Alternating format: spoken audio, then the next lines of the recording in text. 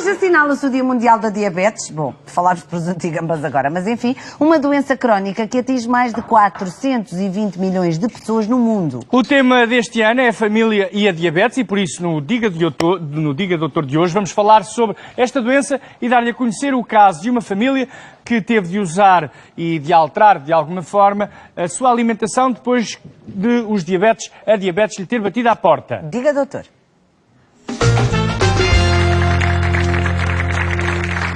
Ora viva! Boa tarde, bem-vindos ao Boa tarde. Boa tarde. Doutor João Ramos, bem-vindo. Obrigada, João, por estares connosco. Hoje vens muitíssimo bem acompanhado. Queres apresentar-nos o teu convidado, o doutor Miguel Melo, vice-presidente da SPEDM. Sociedade Portuguesa de Endocrinologia, Diabetes e Metabolismo. Boa tarde. Mais fácil assim. Eu combinava falávamos aqui ainda agora aos bastidores que hoje vamos nos centrar na doença e na família. Porque o lema deste ano da diabetes é a diabetes e a família. Já aqui falámos várias vezes, mas não quer demais, e ainda por cima, quando o próprio lema é esse, sabemos da importância do apoio de toda a estrutura familiar. Quem diz família diz família não só nuclear, mas às vezes a família não é só aquela família nuclear. Toda a gente que viva em comunidade e em conjunto faz parte da família. E da importância especialmente em dois grandes grupos, nas crianças e nos idosos. Não quer dizer que todos tenhamos esse apoio, mas as crianças e os idosos, obviamente, aí este apoio faz mais sentido. Também não faz tanto sentido falar na célula e na estrutura do pâncreas que provoca a diabetes, já aqui falámos várias vezes. Vamos deixar esses preciosismos e a ciência um pouco de lado para falar, de facto, que as pessoas que estão lá em casa querem saber como é que podem não ter diabetes e como é que, tendo diabetes, podem lidar com ele da melhor forma possível. Ponto final, não é? Acho que é o essencial da coisa. Os números são astronómicos. 1 milhão de pessoas em Portugal, desse 1 milhão, cerca de 400 mil são idosos, depois cerca de 3.500 são crianças, a incidência mantém-se nos 14%, os números de diagnóstico são impressionantes, mas também eu fico alarmado com as pessoas que andam por aí sem saber que têm diabetes, ou pré-diabetes, ou síndrome metabólica, que é todo um mundo à parte. E essas pessoas, daqui a uns anos, vão ter diabetes. Mais uma vez, prevenção. Miguel Melo, doutor Miguel Melo, muito boa tarde. Boa tarde. Bem-vindo. Eu calculo que o vosso trabalho não tem fim, até porque os números estão a aumentar, não estão a diminuir. Como é que se vive com uma realidade que, dependente de uma alteração comportamental, podíamos ter aqui números diferentes, porque é que é tão difícil intervir naquilo que toca aos comportamentos, às adições e aos hábitos dos portugueses, de uma forma geral? Boa tarde, Zé Pedro. Provavelmente por isso mesmo, porque a intervenção em diabetes requer uma intervenção global nos comportamentos. E quer queiramos, quer não, na maior parte dos casos, é uma doença que surge na meia-idade e na idade mais avançada, quando as pessoas já têm um estilo de vida implementado há muitos anos. E todos nós sabemos que quando temos de mudar um comportamento que já fazemos há muitos anos, isso torna-se difícil. Talvez por isso a Federação Internacional de Diabetes tenha dedicado o Dia Mundial da Diabetes de 2018 à família. Isso não é só para nós pensarmos e chamarmos a atenção para o impacto que o diagnóstico da diabetes tem na família. É também para pensarmos que a família pode ter um papel muito ativo na prevenção da diabetes, no próprio diagnóstico e até, obviamente, no acompanhamento e no tratamento da pessoa com diabetes. Temos o problema da prevenção. Aliás, nós costumamos dizer em diabetes que estamos a vencer uma batalha, a do tratamento, e estamos a perder a guerra da prevenção. Ou seja, nós cada vez tratamos melhor as pessoas com diabetes, mas a verdade é que os números são tão avassaladores, como disse o Dr. João Ramos, que não há hipótese nenhuma de, para já, conseguirmos conter esta epidemia. Mas porquê? Fundamentalmente por causa da tal mudança que é preciso fazer, que engloba a sociedade, engloba o poder político de uma forma muito próxima, engloba a saúde pública para conseguirmos promover a saúde das populações. Ou seja, há aqui duas coisas que são fundamentais. A promoção do estilo de vida saudável, sob o ponto de vista da alimentação e do exercício físico regular. Aí lá está, a família pode ter um papel preponderante. Os nossos primeiros hábitos alimentares, as escolhas acabam por ser moduladas pelos nossos educadores, pais, avós, tios ou rede social de Miguel, apoio. mas deixe-me dar aqui um exemplo, doutor. Imagine que alguém ali perto dos 50, 60, tem um diagnóstico de diabetes ou de pré-diabético, é um pré-diabético. Essa pessoa vai todos os dias a uma pastelaria. Eu acho que as pastelarias são aqui uma zona fraca para a saúde pública. Como é que se altera aquele bolinho que é tão importante para aquela vida? Pai, é uma alegria para uma pessoa. Pois é Às que... vezes... Aquela tua amiga... Eu tenho uma amiga que come bolos todos os dias. Eu, por acaso, não gosto, agora faço. Não, mas como há é que se muitas alteram pessoas que estes comem pequenos bolinho todos os hábitos, dias, não é? não é? Porque há o cafezinho, o pastelinho de nata, se for todos os dias, não é aconselhável comer um pastel de nata naturalmente todos os dias. Há pessoas que o fazem. Há pessoas que o fazem, mas É um bolinho. É importante, em primeiro lugar, que estejam informadas. Ou seja, que consequências adversas é que uma alimentação que tenha excesso de açúcar e aí de gordura pode ter. Fundamentalmente várias, e a diabetes é só uma delas. Estamos a falar da diabetes, estamos a falar da hipertensão, da dislipidemia, de vários outros tipos de problemas. E a diabetes tem um problema terrível, é que é uma doença muito silenciosa, dá poucos sintomas. O que quer dizer que muita gente, lá está, tem diabetes, quase metade das pessoas que têm diabetes não sabem. Quando uma pessoa toma recorrentemente essa decisão, muito bem, eu vou todos os dias comer, neste caso, um doce, tem de saber que essa decisão pode ter um preço, que acaba por ser mais ou menos pesado, conforme o resto do estilo de vida e a genética da pessoa. Ou seja, há pessoas que efetivamente estão muito protegidas sob o ponto de vista da genética e provavelmente não vão ter muitas consequências. São uma minoria, são uma ínfima minoria. Há outras que menos protegidas vão Há ter, outras obviamente, menos protegidas que consequências. são a grande maioria, que se tiverem comportamentos errados de uma forma repetida, correm riscos sérios. E temos que nos lembrar que a diabetes é a primeira causa de cegueira, é a primeira causa de amputações não traumáticas dos membros inferiores, é a primeira causa de doença renal crónica, e isto já para não falar naquilo que geralmente, infelizmente, vem a matar as pessoas com diabetes, que é a doença cardiovascular. Ou seja, estamos a falar de uma doença insidiosa, com poucos sintomas, mas cujas consequências podem ser devastadoras. Doutor Miguel, vamos só aqui passar a palavra ao Dr. João Ramos. É um ótimo comunicador, estamos a gostar muito de o ouvir. Obrigado. Obrigada. Já para não falar do João, que é o grande anfitrião aqui do Diga Doutor. A maior parte das pessoas que vão à tua consulta, estando nós então a falar de uma doença silenciosa, é muito mais grave do que quando há uma doença que nos dá sintomas, não é? À partida, vai-se ver. No caso das crianças, por exemplo, os sintomas que aparecem já de uma maneira avassaladora, ou seja, quando veem já as coisas estão desreguladas. Como é que a que sinais devemos estar atentos, para além da prevenção? Os sinais e sintomas nas crianças e nos adultos são diferentes. Não, são iguais. São iguais, ótimo. São iguais. Já aqui falámos naquelas regras dos P's, a polifagia, que é comer muito, a polidipsia, que é muita sede, a poliúria, que é urinar muitas vezes, e a perda de peso, o outro P. De facto, isto são aqui os chavões, não é? Quando se fala de diabetes, e podem acontecer na criança e no adulto. Depois, depende, estamos a falar na diabetes tipo 1, que é mais frequente o diagnóstico nas crianças. Nós estamos aqui a centrar o nosso discurso, ainda há pouco o Dr. Miguel falou nesta coisa do envelhecimento, e estávamos a pensar, não dissemos, mas estamos a falar aí, nesse caso, na diabetes tipo 2, não é? Portanto, porque a prevenção e a alteração dos estilos de vida... é com que se nasce, é a primeira. Depois há aqui umas variantes, não vamos entrar por aí, mas de facto nós estamos a centrar o nosso discurso, e centramos quase sempre, quando se fala de diabetes, estamos a centrar muito o nosso discurso na diabetes tipo 2, porque é aqui onde nós vamos ter um papel preponderante na alteração dos estilos de vida, na prevenção, porque de facto a diabetes tipo 1 é uma causa muito genética, em que as tais células que produzem a insulina então mesmo já nasceram com problemas, já nasceram avariadas, digamos assim, e não vão conseguir suportar o que nós precisamos de insulina. Na situação, na 2, nós vamos adquirindo a doença ao longo do tempo, também devido a que há sempre um fator genético, uma carga hereditária, mas de facto é aquilo que as achas que nós pomos na fogueira, para nos queimarmos anos mais tarde com a diabetes. Claro. Mas para responder à tua pergunta, a maior parte das pessoas chegam-nos sem sintomas, e vou aproveitar para dizer que há muitas pessoas que ainda não sabem quando se fala de prevenção, e esta guerra perdida na prevenção, mas no entanto eu queria que as pessoas soubessem que todas as vezes que vão ao médico, todas as vezes que as pessoas entram no gabinete e nos pedem um check-up, umas análises de rotina, todas as vezes, 100% das vezes, nós pedimos a glicemia em jejum, porque às vezes há pessoas que nos pedem a análise específica para, com a simples glicemia em jejum, nós conseguimos ficar com a impressão, ou com a suspeita, digamos assim, se houver uma alteração da glicemia em jejum. Há outras em que ficamos logo com o diagnóstico, mas outras precisamos de repetir as análises, mas com a simples glicemia em jejum nós podemos perceber se a pessoa tem tendência para estar na situação de pré-diabetes ou já é diabetes, e aí iniciar o tratamento, mais educação alimentar, que é fundamental, de exercício físico, por aí fora. Certo. Mas é muito importante que há pessoas que ainda não sabem, que pensam que há uma análise ou um exame, se eu vou ter diabetes. todas as vezes que se tira sangue, a pessoa está a fazer rastreio da diabetes. Isto é muito importante.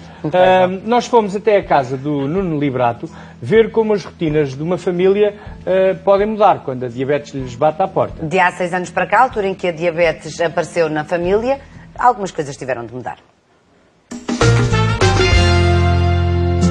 Descobri a diabetes há 6 anos. Isto foi o resultado de uma cirurgia. Então já estava, de certa forma, avisado que poderia ser esse o desfecho. Sentimos sempre preocupados e pensamos sempre nos episódios mesmo mais desagradáveis da diabetes. Ficamos sempre preocupados porque isto é uma doença crónica que pode ter consequências graves. O que nós tentamos fazer é, de certa forma, aligeirar as coisas e tentar levá-las de uma forma muito leve para ser mais fácil para todos. Explicamos que tinha sido uma cirurgia que o pai tinha feito e que agora tínhamos de ter cuidados com a alimentação. Se o pai se sentisse mal, era normal ir ao hospital. Portanto, para ela, se acontecer eventualmente, para ela estar à vontade e não ficar muito assustada. Ela acha sempre curioso de eu medir, porque aí vê sangue, não é? Versa de sangue. Mas nunca escondemos nada, obviamente, acho que não há razão para tal, de tudo o que é necessário, não é? E também de avisar, olha, pode acontecer isto. Claro. Em algumas situações pode acontecer isto. Não é que a nossa alimentação fosse muito descuidada, mas começámos a ter mais cuidado, especialmente na parte das gorduras, dos doces. Tentamos ter alternativas, por exemplo, ao açúcar, como, sei lá, o cacau, a canela, várias coisas que tentamos alterar. A questão de comer com mais frequência para o impacto de uma refeição, de passar uma manhã inteira sem comer, por exemplo, e depois o impacto de um almoço num estômago vazio e no corpo realmente faz muita diferença. Evitar picos de glicémia, comer com mais frequência e exercício físico também, que não era muito frequente, agora tenta ser um pouco mais. As caminhadas em família, pronto, é bom para toda a gente. Também a Ana também começasse a frequentar também o ginásio, também já vai fazendo, também faz o exercício. É pequena, ainda não precisa, tem energia, por isso não precisa. Tive um episódio de hipoglicemia, que é uma baixa dos níveis de açúcar. É ao contrário. Isto por causa do exercício. Não comi antes do exercício, tive um exercício um bocado pouco puxado. Cheguei a casa e não estava assim. Aliás, vinha conduzido do ginásio para aqui um pouco com a sensação de dormência e tonto. E nessas situações é um pacote de açúcar, 2 pacotes de açúcar, esperar 15 minutos, avaliar de novo, e se os níveis não aumentarem, porque é para ter mesmo um pico de glicemia naquela situação, aí ao hospital. Há coisa de 2 anos passei a ter de tomar insulina injetável, é insulina lenta, são 24 horas, é uma toma por dia. Recentemente, e quando digo recentemente há uma semana, foi-me recetado também comprimidos, ou seja, insulina por via oral, isto para tentar já, no caso do corpo começar a fazer alguma resistência, ter uma resistência à insulina injetável, em vez de aumentar a insulina, porque tem efeitos secundários no corpo, pronto. Os comprimidos são melhor toleráveis. Mas fazemos uma vida perfeitamente normal. O nosso dia-a-dia, socializamos, portanto, jantamos fora, saímos com os amigos, portanto, tudo normal. Mas, claro, não é? Temos que ter os cuidados, somente com os açúcares, com essas coisas, temos que cuidar. Evitar alguns exageros, até mesmo que sejam pontuais. E como disse no início, o receio que logo quando recebi a notícia, tenho um pavor, infelizmente, da questão do pé diabético, que pode levar à amputação. Tenho um pavor enorme e foi logo a primeira coisa que me veio à ideia era quando me foi diagnosticado. E então é algo que está sempre muito presente. Bem, Dr. Miguel, o que é que lhe apraz depois de ter visto esta história? Eu acho que esta história é um bom exemplo do envolvimento da família, das repercussões que o diagnóstico de diabetes teve, por um lado, na família, e, por outro lado, de como a família serve aqui de suporte. E vou salientar aqui duas ou três coisas. Uma delas, a alimentação. Provavelmente, isso foi dito, não havia aqui grandes erros alimentares. Não vale a pena, como disse o Dr. João Ramos, entrar aqui em grandes pormenores. Se calhar esta diabetes que tem a ver com uma cirurgia ao pâncreas será um bocadinho diferente da tal diabetes tipo 2 que representa 90% dos casos. Ainda assim, houve o cuidado de alterar a alimentação de acordo com alguns tipos de regras diferentes. Também o exercício físico. O exercício físico é feito em família. Ou seja, nós temos vários tipos de pessoas com diabetes, todos nós somos diferentes. E há pessoas que, se nós dissermos, muito bem, tem de fazer isto, ir ao ginásio, ir à aula de zumba, à junta de freguesia ou à paróquia, ou seja o que for, as pessoas vão por automotivação, têm essa capacidade. Certo. Há pessoas que não. Há pessoas que fazem isso muito mais facilmente se forem acompanhadas. E se calhar a estrutura familiar é a melhor companhia que podem ter. Por isso, acho que este exemplo é muito feliz do envolvimento familiar na ajuda e, no fundo, no suporte à pessoa com diabetes. A diabetes adquire-se, Sim. mas não passa. Não se cura. Este controle da diabetes, e mais uma vez nós sabemos que a maior parte das pessoas que fazem medicação, há uma percentagem muito grande que não está controlada. Parecido à hipertensão, os números são semelhantes. Nós até há regra dos 30, que é 30% das pessoas têm diabetes, 30% dos que fazem medicação não estão controlados, e essa regra vai diminuindo, infelizmente. Ou seja, há muitas pessoas a fazerem medicação. Nós vamos ver para o tal valor, um dos valores que é a hemoglobina glicada, é uma percentagem que nos dá um controle para trás em relação a esta doença, e nós ficamos a perceber, para além de alguns cuidados, para além da alimentação, para além da medicação, e hoje em dia, como disse, se há batalha que nós estamos a conseguir ganhar é a terapêutica evoluiu, há moléculas novas, os efeitos secundários são menores, por aí fora. E com mais ou menos esforço nós conseguimos estabilizar. No entanto, sabemos que há muitas pessoas que não estão controladas, e essa é a nossa batalha diária, não é? A Tânia disse aqui uma coisa que é pertinente sublinhar, é uma viagem de ida, porque assim que se entra neste comboio da diabetes já não se sai. Podemos estar numa carruagem mais confortável, é isto? Podemos controlá-lo e ele quase não nos fazer mal? Sim, também pegando nos doentes, nos bons doentes, aqueles que nós chamamos são os bons doentes, aqueles que cumprem e que vão buscar as receitas à PDP ou outros sites referentes à Direção-Geral de Saúde, ao Sistema Nacional de Saúde, e existem blogs, sites, portais com algumas dietas adaptadas. Hoje e essas pessoas hoje em dia ganham ferramentas. É como alguém que começa a ir ao nutricionista e muitas vezes as pessoas não vão propriamente aprender o beabá, as pessoas já têm noções, vão sentir-se policiadas, não é? Mas de facto as pessoas podem ganhar ferramentas.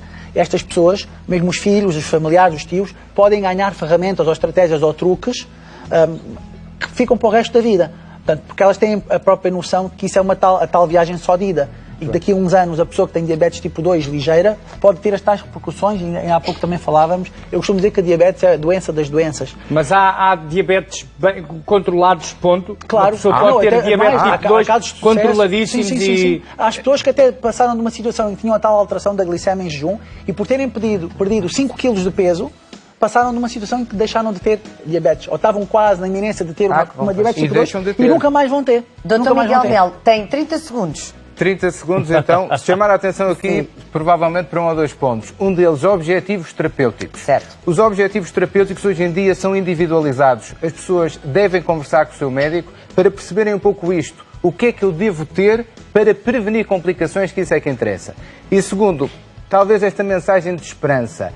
Estávamos aqui a dizer, é uma viagem de ida. É uma viagem de ida, mas em que os sintomas e os sinais podem ser zero. Exato. Ou seja, eu lembro-me que, salvo erro, neste mesmo programa, há 15 dias, houve uma senhora que telefonou para cá e disse algo do género. A minha mãe tem 90 e tal anos e tem 50 e tal anos de diabetes e não tem complicação rigorosamente nenhuma. Nós chamamos a isso os medalhistas. Anda a ver bons programas. Tinha 97 anos, essa senhora. Pronto, lá está. Nós atribuímos uma medalha de prata às pessoas com 25 anos, uma medalha de ouro às que têm 50 anos de diabetes, mas a verdade é que se conseguirem controlar bem a doença e as outras comorbilidades, o mais provável é que nunca venham a ter complicações. Muito obrigado.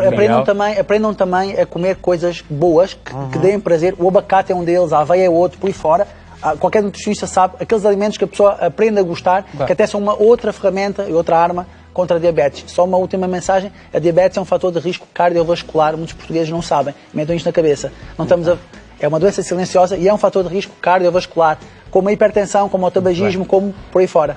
Dr. João Ramos, muito obrigado. Dr. Miguel Melo, foi um prazer conhecê-lo e tem que vir mais vezes. Quando esta for a temática. Muito obrigado. João, obrigado e vamos para os dois. Até sexta, João. Exato. E agora